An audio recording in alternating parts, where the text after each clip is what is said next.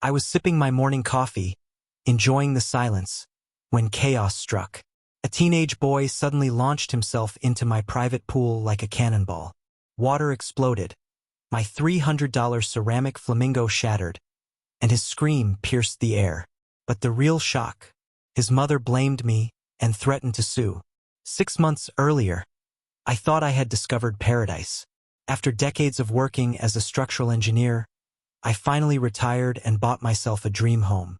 A quiet cul-de-sac, a backyard pool, and a collection of vintage lawn ornaments. This was supposed to be my sanctuary. My days were simple. Floating in the pool, listening to classical music, and admiring the quirky ornaments I had collected over the years. Life felt peaceful, predictable, and for the first time in decades, truly my own.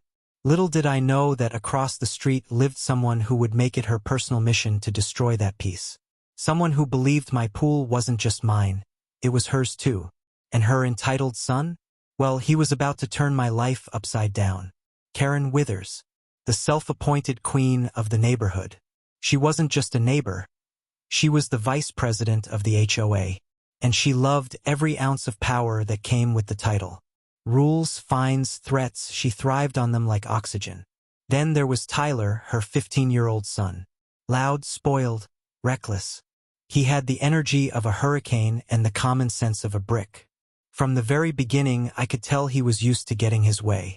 Karen would patrol the neighborhood with her beige clipboard, slapping violation stickers on mailboxes that didn't meet her community aesthetic.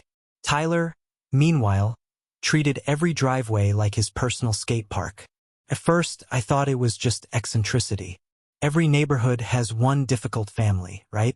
But I would soon learn Karen and Tyler weren't just difficult.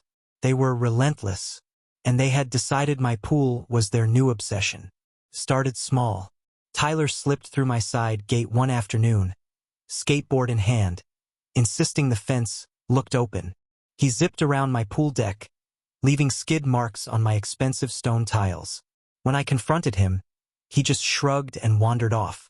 The next time, he left empty Cheetos bags on my patio chairs.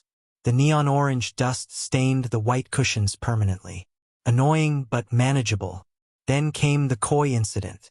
I walked outside to find Tyler sprinkling sour candies into my pond, laughing about whether the fish would change colors. Those koi were worth thousands, and I nearly lost my mind. I went straight to Karen, expecting an apology. She just laughed. "Oh, he's just energetic. Boys will be boys." That line still rings in my ears. Because boys will be boys was her excuse for everything. And I should have realized then. Things were only going to get worse. The notes began soon after. They appeared under my door at 6 in the morning, taped to my mailbox with absurd amounts of tape, even tucked under my windshield wipers. Please schedule pool time for neighborhood teens. Your lack of lifeguard signage is unsafe. The diving board violates vibe regulations. Vibe regulations? I had never even heard of such a thing, but Karen had. She typed up laminated schedules, complete with sign-up sheets, suggesting I open my pool 3 hours daily for community use. She even demanded I buy pool toys for her son. I installed 8 security cameras around my property. Cost me $4,000, but worth every penny. Karen's response? She called it paranoid surveillance and filed a complaint to the HOA board, accusing me of being hostile to families. The breaking point came when she literally unscrewed my locked gate hinges while I was away, leaving a glittery note that read, "This is a community, not Fort Knox." I wasn't living next to a neighbor anymore. I was living next to a war strategist. It was July, 98 degrees, the kind of afternoon where the air feels like soup. I was inside, sipping iced tea, when my security cameras lit up. There was Tyler, surveying my new 8-foot fence like a burglar casing a bank. He tested footholds, mapped out a route, and then, like a suburban Spider-Man, he scaled it. He stood at the top, yelled, "Cannonball champion," and leapt into the air. For some reason, he pulled down his swim trunks mid-jump, like this was some kind of audition for Jackass, HOA edition. His trajectory was perfect for the deep end, but no, Tyler adjusted midair to hit the shallow section. Right where Clarence, my prized ceramic flamingo, proudly stood. The crash was deafening. Clarence shattered. Tyler smacked the pool floor with his tailbone. His scream could be heard blocks away. I dragged him out, towel in hand, blood dripping from a gash on his back. Before I could even react, Karen stormed into my yard, peas and gauze in hand, like she'd been waiting for this moment. And her first words? Not concern, not gratitude, but fury. She accused me of planting ceramic weapons in my pool. And then she threatened to sue. Karen filed a police report that same day. She accused me of attempted murder by lawn ornament. She even staged an emergency HOA meeting in her living room, voting with her loyal cronies to declare my pool a public hazard. But that wasn't enough. She took photos of my fence, posted them online, and started a Facebook group called Concerned Citizens of Pinehurst Glades. According to her, I was hoarding water resources and endangering children. Neighbors whispered. Some sided with her. She circulated petitions demanding I open my pool to the community. And through it all, Tyler hobbled dramatically in a borrowed wheelchair, claiming he was paralyzed. Despite me catching him walking to their car minutes earlier, Karen thought she had me cornered. She thought her lies and drama would drown me. But what she didn't know was that my cameras had captured everything. And those recordings were about to flip the script completely. At 2:33 p.m., my footage showed Tyler testing my windows by throwing pebbles. At 2:47, he climbed my locked fence, ignoring 5 no trespassing signs. The cameras caught every angle of his cannonball stunt, including him yanking down his trunks. The shallow end splash, the crash into Clarence, the aftermath. It was undeniable proof he wasn't a victim. He was a trespasser.